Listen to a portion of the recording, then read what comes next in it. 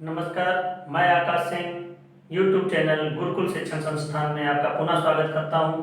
आज हम लोग एक नई हेडिंग के साथ पाठ को आगे बढ़ाएंगे। रा के प्रयोग का नियम। यह बहुत कम ही किताबों में मिलता है, लेकिन जरूरी है। आइए हम इसको जान लेते हैं। इसके अलावा रा के प्रयोग का नियम के अलावा हम दो हेडिंग और पढ़ेंगे। इसमें वो द्वितीय व्यंजन है और संयुक्ताक्षर। तो पहले हम पढ़ेंगे रा के प्रयोग का नियम। इनमें 3 सवाल बना करके अलग अलग समझाया जाता है। तो आइए समझते हैं। शुरू में पहला और दूसरे रा के प्रयोग के बारे में जाने, लेकिन हम सबसे पहले जान रहे हैं कि रा किस किस तरह लगाया जाता है। सबसे पहले एक रा तो सर के रूप में लगाया जाता है,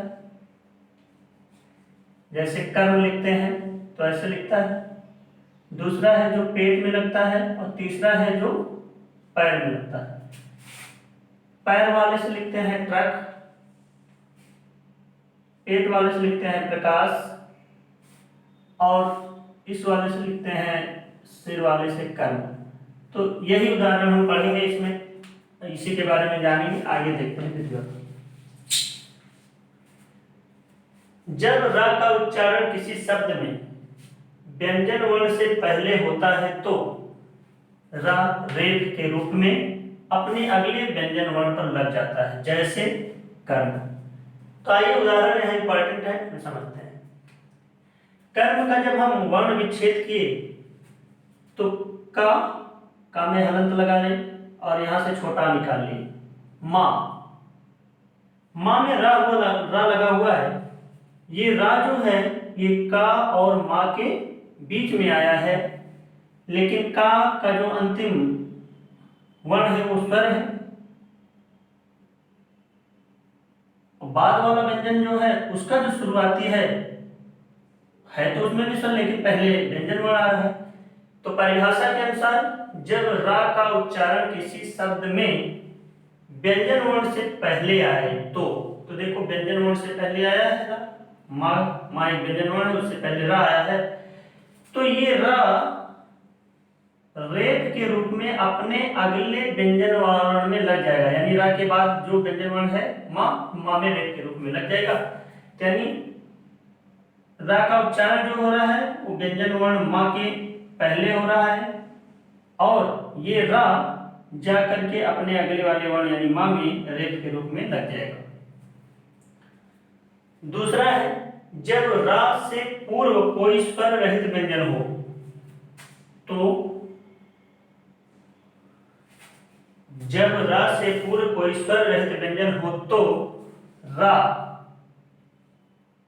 अपने पूर्व वाले व्यंजन के पेट में यानी इस रूप में लगता है, जैसे पृष्ठ, यानी पा में ये पेट में लगा है। इसका वर्ण विच्छेद देखते हैं। तो जब जिस वर्ण में पेट में रा लग जाता है वो स्वर रहित हो जाता है, यानी स्वर नहीं रहता। तो पा में पेट में लगा है, यानी पा स्वर रहित है। फिर रा जो होता है वो भी स्वर रहित होता है। फिर यहां देखिए सा है, सा भी स्वर रहित है क्योंकि आधा लिखा है। और ना पूरा है तो ना है, ना में हलंत लगाकर का निकाल ली। तो आप जब उच्चारण करते हैं प्रश्न का तो ये जो रा है वो पा के बाद उच्चारित होता है। परस्न यानी प्रश्न, यानी पा के बाद रा का उच्चारण हो रहा है। तो परिभाषा के अनुसार जब रा से पूर्व कोई स्वर रहित व्यंजन हो तो रा अपने पूर्व वाले व्यंजन वर्ण के पेट में लगता है। तो ये रा है जो अपने पूर्व वाले व्यंजन के बाद में उच्चारित हो रहा है, या यूं कहें कि रा के पहले एक व्यंजन है तो ये रा जा करके पा में लग गया। आप परिभाषा पढ़ें फिर ये उदाहरण देखें, आपको समझ आ जाएगा। जब रा से पूर्व कोई स्वर रहित व्यंजन हो, जब रा से पूर्व, देखो रा के पहले पा एक स्वर रहित व्यंजन है, तो ऐसी कंडीशन में रा अपने पूर्व वाले व्यंजन में ही, यानी रा अपने पूर्व वाले व्यंजन पा में जाकर पेट में लग जाएगा। यही नियम कहता है।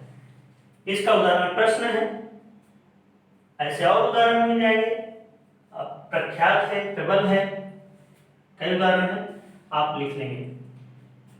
इसका तीसरा उदाहरण जो है, आइए उसके बारे में चर्चा करते हैं। तीसरा उदाहरण है रा के नियम में, जो सिर्फ टा और डा के लिए है। टा और डा में रा का रूप बदल जाता है।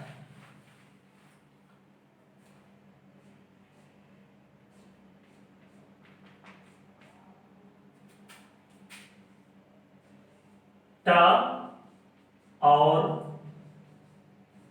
डा में रा का प्रयोग करते समय रा का प्रयोग करते समय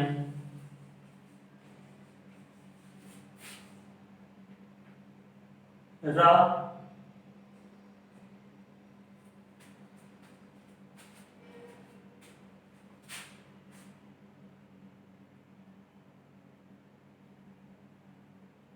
व्यंजन रा जो है, रा पैर में यानी टा और डा के पैर में इस रूप में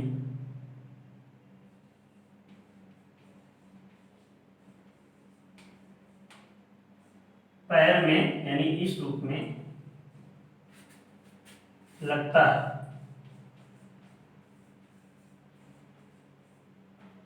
जैसे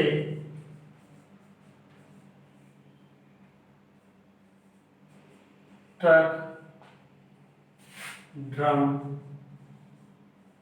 इत्यादि। अब इसके बाद दो हेडिंग और महत्वपूर्ण है, उसको देख लेते हैं। दूसरी हेडिंग जो पढ़ेंगे इसमें वो है द्वित्व व्यंजन का। द्वित्व व्यंजन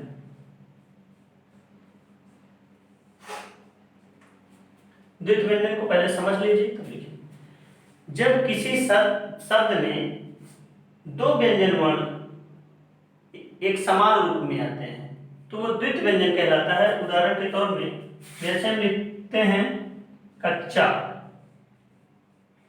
तो यहाँ जो चा आया ये दो व्यंजन वर्ण हैं और दोनों एक ही जैसे हैं, इसलिए यह द्वित्व व्यंजन है। तो इसकी जब परिभाषा बनाएंगे तो होगा, जब किसी शब्द में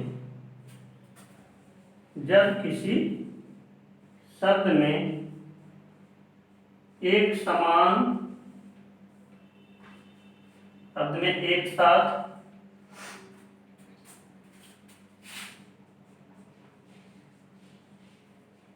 एक ही जैसे वर्ण एक साथ एक ही जैसे दो वर्ण आते हैं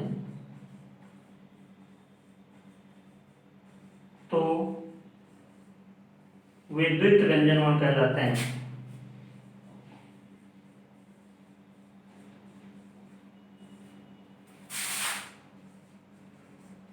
द्वित्व व्यंजन वर्ण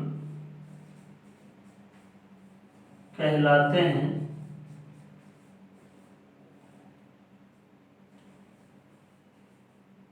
जैसे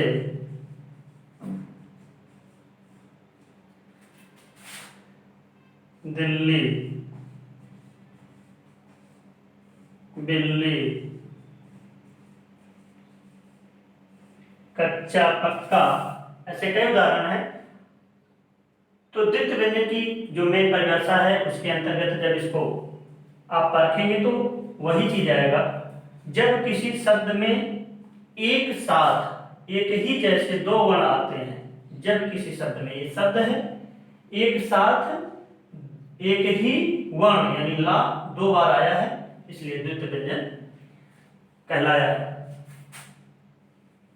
अब इसके बाद जो है तीसरी हेडिंग जो पढ़ेंगे हम संयुक्ताक्षर के बारे में। संयुक्ताक्षर ये द्वित्व व्यंजन से बस थोड़ा सा ही अलग है, क्योंकि द्वित्व व्यंजन में तो सेम वर्ण आया था, यानी एक समान वर्ण आया था, इसमें अलग हो जाता है, बस अंतर इतना है। तो दूसरी परिभाषा जब बनाएंगे, पहले हेडिंग डाल देता हूं, संयुक्ताक्षर।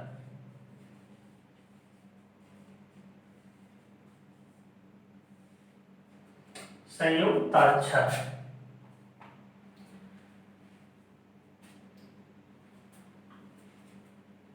इसका परिभाषा होगा जब एक स्वर रहित यानी बिना स्वर के, जब एक स्वर रहित व्यंजन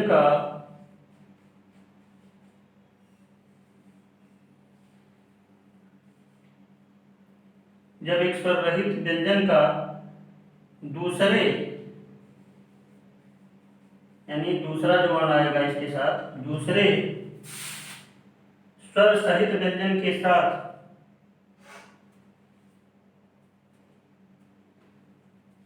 या भिन्न स्वर कह लें, जब एक स्वर रहित व्यंजन का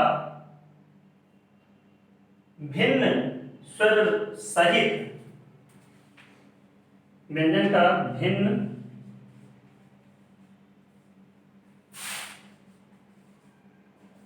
स्वर सहित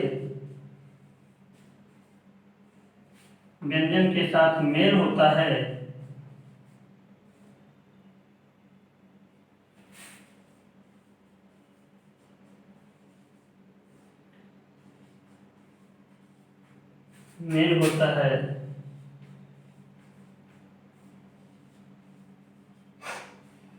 तो उसे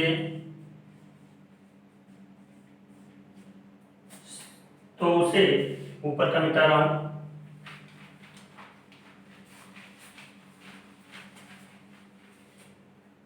तो उसे संयुक्ताक्षर कहते हैं।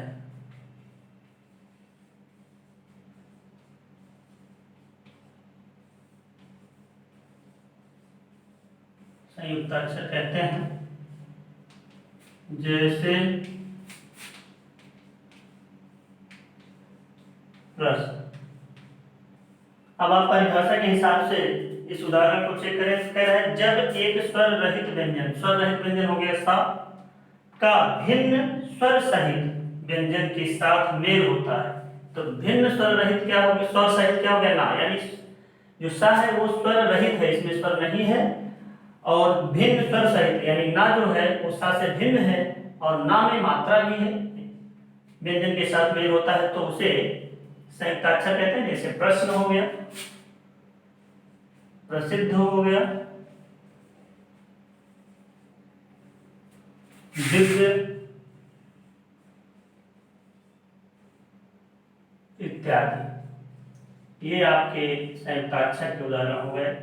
अगर हम कहें कि द्वित्व व्यंजन और संयुक्ताक्षर व्यंजन में अंतर क्या है, तो अंतर सिर्फ इतना है कि द्वित्व व्यंजन में जो शब्द के बीच में दो वर्ण आते हैं वो समान होते हैं, एक ही जैसे होते हैं वर्ण, और संयुक्ताक्षर में भिन्न वर्ण आते हैं। बस अंतर इतना, ये भिन्न वर्ण है और यहाँ एक समान वर्ण है। यहाँ सा जो है वो स्वर रहित है, ना स्वर सहित है, यानी सा में स्वर नहीं है, ना में है। वैसे यहाँ एक समान है, बस यही भिन्नता है, बाकी यहाँ पर भी ला में कोई मात्रा नहीं है, यानी स्वर रहित है, और ये स्वर निहित है, यानी ला में, इस वाले ला में स्वर है, इस वाले में नहीं है। यहाँ ना में स्वर है, सा में नहीं। यही द्वित्व और संयुक्त में मुख्य अंतर हो गया। आज का वीडियो यहीं तक। मैं आप सबसे निवेदन करता हूं कि मेरे वीडियो को लाइक, सब्सक्राइब और शेयर करें, और बगल में बनी बेल आइकन की बटन जरूर दबाएं। धन्यवाद।